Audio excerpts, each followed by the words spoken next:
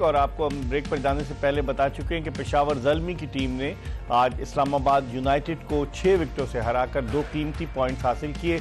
Islamabad United जो नाकाबिले तस्खीर थी, इब्तिदाई 5 matches में 5 के 5 जीती थी और अब वो 2 मैचेस ऑन अ ट्रॉट हार गई। अभी उसके 3 मैचेस बाकी हैं, उसके प्लेऑफ में पहुंचने का तो बहुत कभी इम्कान है, लेकिन पेशावर ज़ल्मी क्या पार्टी स्पॉइल कर सकती है, ये भी देखना होगा।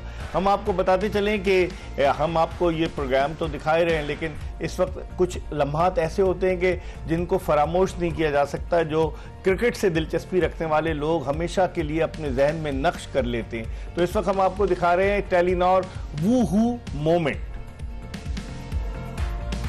जी, ये टेलीनॉर वूहू मोमेंट था और जेम्स विंस, जिन्हें इंग्लैंड की टीम ने तो इंग्लैंड ने अपनी टीम में शामिल नहीं किया, वो पीएसएल में परफॉर्म कर रहे हैं, सेंचुरी भी स्कोर की और फतह भी दिलवाई है उन्होंने कराची किंग्स को। अब गुफ्तगू के सिलसिले को मजीद आगे की तरफ बढ़ाते हैं। यूनुस, जो पार्टनरशिप हुई 102 रन की, आप समझते हैं कि इस पार्टनरशिप में, वरना 38 पे जब 3 खिलाड़ी आउट हो गए थे और जिस तरह से हारिस भी आउट हुए कि स्ट्रगल कर रहे थे, तो उसको देखते हुए आप समझते हैं कि इस पार्टनरशिप ने बुनियाद रखी कामयाबी की और ये बड़ी इंपॉर्टेंट पार्टनरशिप थी। अब अगर माज सदाकत रन्स कर गए तो अब अगले मैच में कौन वही खेलेंगे या कोई और भी आ सकता है? नहीं, इकबाल भी अगर यहाँ से उनको ड्रॉप करेंगे तो फिर देख लें फिर तो इस पे तो फिर बहुत ही मसला हो जाएगा, कोई इस पे तो बहुत ज़्यादा फिर डिबेट हो जाएगी। देखिए, ये कुछ प्लेयर्स होते हैं जो कि आते हैं और इम्पैक्टफुल परफॉर्मेंस करते हैं। तो माज सदाकत की अगर मैं बात करूं तो उनके यहाँ पे 55 रन 33 बॉल्स पे 166 का स्ट्राइक रेट, बड़ी अमेजिंग उन्होंने इनिंग खेली, बड़ी स्किलफुल इनिंग खेली। मैं उनकी शॉट सिलेक्शन की बात करूं, उनकी तरफ से देखें स्पिनर्स पे स्वीप शॉट नज़र आ रहे हैं। उसके बाद ये देखें बैकफुट पे उन्होंने आके पंच किया, लेकिन लकी रहे वो उनको 4 मिल गया स्लिप से होते हुए। और ये 1-2 शॉट जो उन्होंने खेली है, जब उनके प्लस पॉइंट पे जोन में आए तो उन्होंने छक्के भी लगाए। मेरे ख्याल से ऐसे बैटर जब आपकी टीम में हो और वो यंग हो तो उनके पास बहुत ज़्यादा चांस होता है परफॉर्म करने का, ख़ास तौर पे जब आप हुक पुल पे शॉट्स आपको आते हों तो इन पिचेस पे। तो मेरे ख्याल से उनकी जो आज सिलेक्शन हुई है टीम में बहुत ज़बरदस्त रही है, बिल्कुल ऑन द स्पॉट थी और बहुत अच्छा उन्होंने परफॉर्म किया। और मेरे ख्याल से बाबर आजम के लिए भी उन्होंने इनिंग इजी किया। बाबर आजम की आज जितनी भी तारीफ करें वो इसलिए उनकी तारीफ देखिए इकबाल भाई, आप एक बात बताएं, फंस के तो खेलना ही है ना आपको। अब अगर आप जब आप 3 आउट हुए होंगे और आप फंस के नहीं खेलोगे और उसके ऑपोजिट खेलोगे जैसे दूसरी टीम ने किया, जब टीम फंसी हुई है तो आप शॉटे खेले जा रहे हैं और आउट हो रहे हैं, तो इसका मतलब है कि आपको कहीं ना कहीं फंस के खेलना पड़ेगा। जब आप फंस के तब खेलते हो जब आपके पास स्किल्स होते हैं। तो मेरे ख्याल से आप जब ऐसी सिचुएशन होती है तो तभी आप टॉप के प्लेयर होते हो, जब आप सिचुएशन को रीड करते हैं और फिर उसके अकॉर्डिंगली आप खेलते हो। अब ये नहीं है कि आपको हर ओवर में 15-15 रन खेले हो तो आप रना बॉल खेलोगे। तो मेरे ख्याल से आज जो बाबर आजम की इनिंग है उसकी जितनी भी तारीफ करें वो कम है, क्योंकि एज अ कैप्टन उन्होंने इनिंग किया और उनसे माज सदाकत को फायदा हुआ और माज सदाकत की एग्रेसिव बैटिंग से टीम को फायदा, बाबर आजम को फायदा। अच्छा, अब जो जिस तरह यूनुस बात कर रहे थे, खुर्रम आप भी बैट्समैन है कि हुक शॉट, बाबर आजम का कवर ड्राइव बड़ा मशहूर है, लेकिन बाबर आजम को हमने हुक शॉट खेलते हुए नहीं देखा। गेंद उनको सर पे भी मार दी थी मोहम्मद आमिर ने, आपको याद होगा।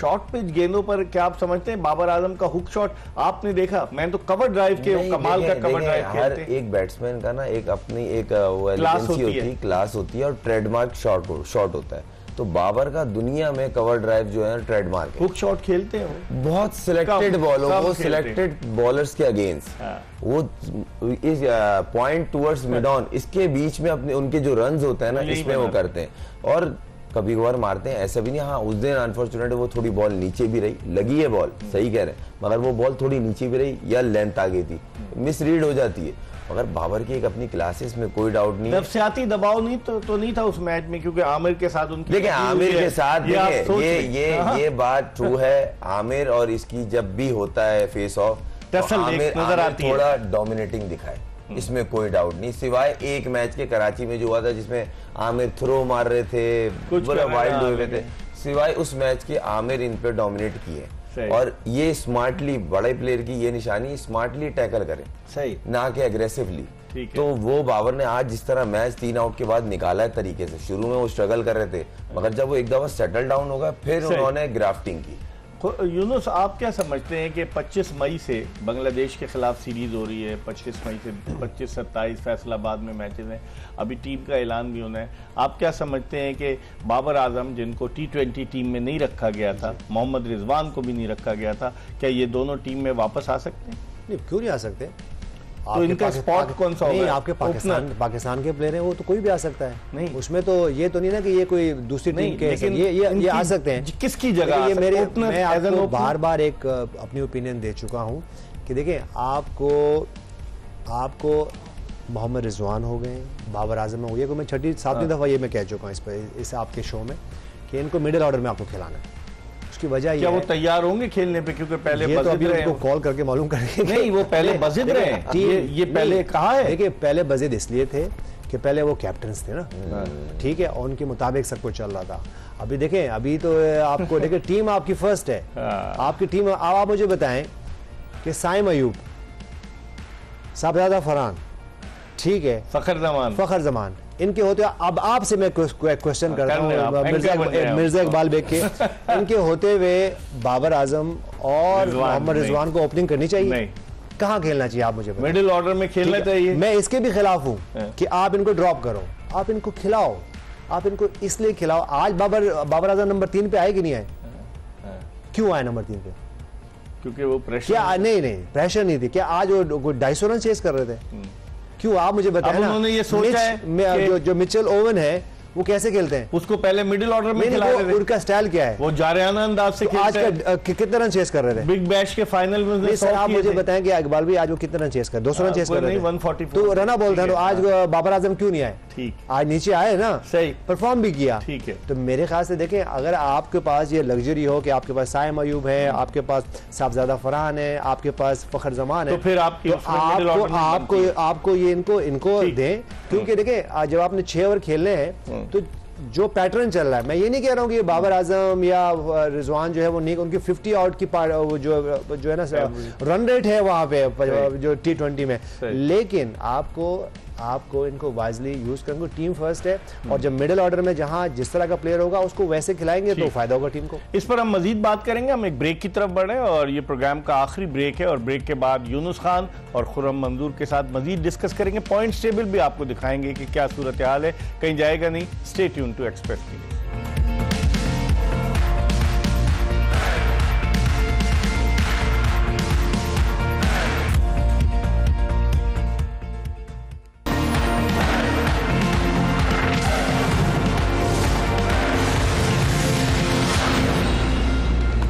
प्रेजेंट्स जोश जगा दे, पावर्ड बाय टेलीनॉर 4G और हीरो डिटर्जेंट्स। और प्रोग्राम के आखिरी ब्रेक के बाद आपको खुश आमदीद कहते हैं। तकरीबन 1.5-2 मिनट बाकी रह गए और पेशावर ज़ल्मी ने 6 विकेटों से मैच जीता है। पॉइंट्स टेबल देख लेते हैं कि क्या सिचुएशन है। अगर हम पॉइंट्स टेबल पर नजर डालें तो इस वक्त पेशावर ज़ल्मी की टीम के 6 पॉइंट्स तो हैं, लेकिन कराची किंग्स के 8 पॉइंट्स हैं, 9 पॉइंट्स हैं।